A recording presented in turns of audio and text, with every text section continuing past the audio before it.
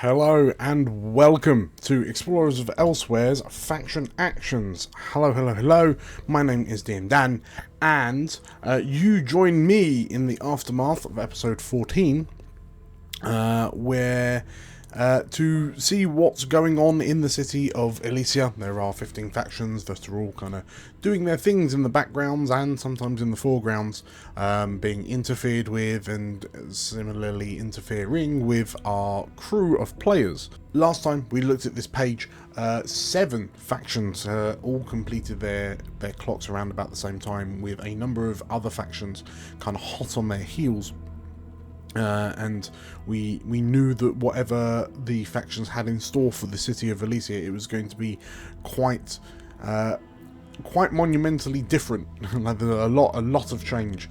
But focusing back in on episode 14, we find the crew having successfully kidnapped the leader of the Cobbles, their best friend Musto Varn. Which has sent the street gangs of Elysia into a bit of a tiz. That was a job, well, it was sort of a job from the Children of Aya, although the crew were slightly loose in their interpretation of it. Instead of killing Musto, they instead kidnapped him for his own good. Trust me, it was for his own good. So, in terms of looking at the reputations, whilst there was a bit of a running battle, one of the casualties of their plan to sort of like undermine the authority of the Children of Aya by kidnapping Musto instead of killing him, the Cobbles fundamentally had to chase the players down through the streets of Rookridge.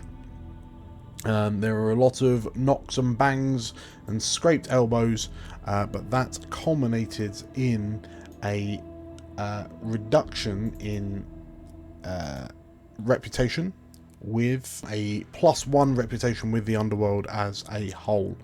And we're going to drop the Cobbles down to 2, as... I mean, you know, perhaps the Cobbles know that something's up. Or do they? Yeah, that's in question. I guess it is the Cobbles. Otherwise, they reported back to Lukraji that they had completed the mission. Musto is nowhere to be found. That's how good a job they did of bumping him off. And as such, their reputation has improved with the Children of Aya. So they actually go up to a +2 with the children. Favoured by the gods, it would seem, and then that also brings the faith reputation as a whole up to +1 as well. Marvellous. And that is pretty much it for the overall faction reputations with the crew. Moving swiftly on to the factions themselves and what they've been getting up to.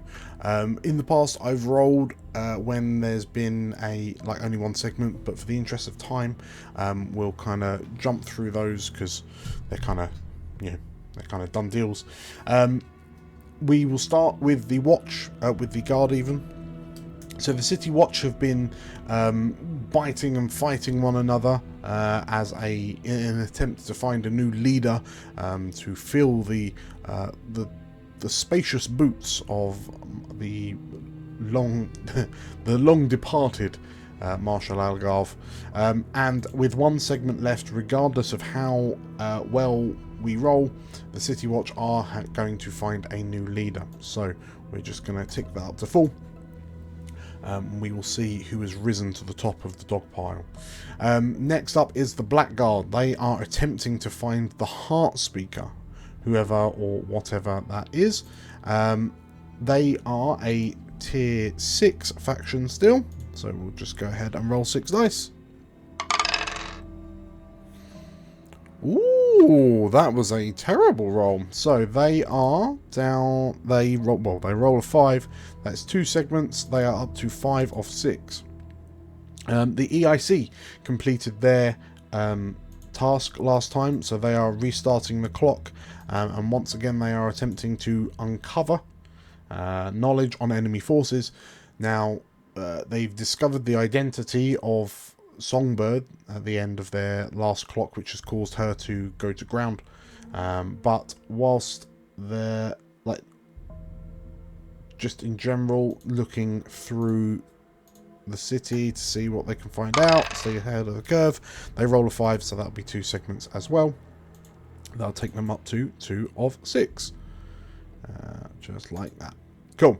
The marionettes. So Songbird has gone to ground, as we said. It's difficult for her to kind of strike out, but her network is still quite strong. Now the marionettes are a tier 3 faction, so she's going to go ahead and roll 3 dice to see if she can find the source of the veil, which a couple of people are looking for actually. She rolls a 6. In her isolation, she's been able to put her thinking cap on, and the marionettes now know what the source of the veil is. The Cobbles. So they successfully, well, must have successfully completed his plans for the Bell Tower prison break, but then mysteriously vanished. And the Cobbles now are doing everything they can to investigate his disappearance. They're hopeful. They're hopeful they'll find him. Hopefully breathing. Now the Cobbles, whilst they have been booted out, they are still a tier 2 faction now. So that's 2 dice. They're going to roll a 1. A 1. They are lost without their beneficent leader. What can we do without Muster, eh? Okay, so 1 segment there, 1 of 6. The Ilnashi, once again, infiltrating rival factions. They're pulling strings in the background. They're keeping themselves busy. The Ilnashi are also tier 3. So we're going to go ahead and roll 3 dice. Bam, bam.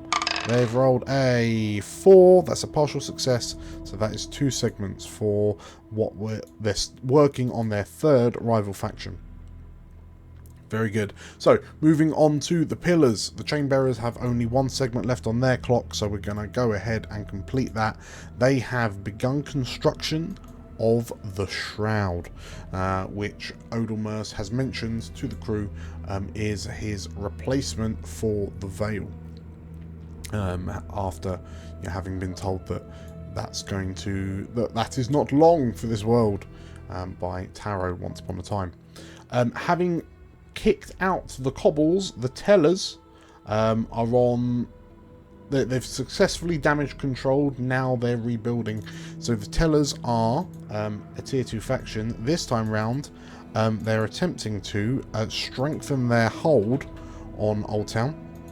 Now that it is free of Musto and his ilk. 2 dice for them. Let's see how well they go, see if they can capitalise on the movement. They can. That is a 6. That is 3 segments of the 6. So yeah, they are on their way to repairing the damage. Lastly, for the pillars, the Lodge Reticent. So they successfully completed a clock to usurp control, power and control.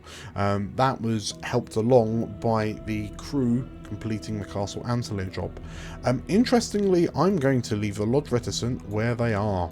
Clearly Nephene has a plan that she would like to complete first, and we will see what that looks like. The Children of Ire. They are preparing for the summoning, and for those of us who have watched the campaign, it is potentially worryingly clear what the preparations for the summoning might include, but yeah, we will see how that pans out in the upcoming Act 2 finale. So yeah, only 1 segment left. We're going to complete that clock. The Shield of Elysia. They only have 1 more segment to complete their clock of recruiting new initiates, and it would seem that yeah, the Shield of Elysia and Children of Ire are of like mind. The Garden Keepers have also been told to hold fire on anything else, so they're not going to start a new clock either. I dread to think what the Faith has in store for the city. Lastly, the Kindling, the Hollow, and the Orchestra, all part of the Forsworn. So the Kindling are also looking for the source of the Veil. Now, the Kindling are a tier 2 faction. Let's see how they do. They only need 2 more segments to complete their clock. Ooh, they do not. Interesting. So, only the marionettes have found out. The Kindling are 1 segment away from finding the source of the Veil. Next up is the Hollow. So they are attempting to empower the Hollow Man. Now we know that the Hollow are also tier 2. So we're going to go ahead and roll 2 dice for them. They roll a 6. That is 3 segments. That is a completed clock. Whatever the Hollow Man is, it is now empowered. And I'm sure that is 100% not going to bite the crew on the backsides. And finally, for the Forsworn, the Orchestra. Again, also a tier 2 faction. We've now seen the Orchestra in the flesh. And I suspect the crew kind of wish they hadn't. Back in episode 13. That was the first time the Orchestra kind of showed its face to the crew. The nature of it is still in question, but once again is adding to the cacophony. 2 dice, that's a 5, so that is 2 segments. So the hunt begins anew, and there we have it. We have 1, 2, 3, 4, 5, 6 completed clocks this time round. The Lodge and the Garden Keepers just kind of like holding on their recent accomplishments. So once again, there's loads of change happening, and due to introduce itself politely and quietly to the crew. All of this is shaping up to what will be a very interesting Act 2 finale, which will be episode 15, the next episode after this. And yeah, I'm really looking forward to seeing how it all pans out. So, if you enjoyed this video, make sure to hit the like button and comment down below comment down below on what you think the Faith has in store with all of those completed clocks, and to see how this all kind of cascades and crashes into one another. Make sure to hit the subscribe button and the bell icon for notifications of when we release new videos. We're releasing them super frequently and regularly, and we wouldn't want you to miss out. So that's pretty much it. Thank you everyone for watching. I'll see you next time. Bye bye.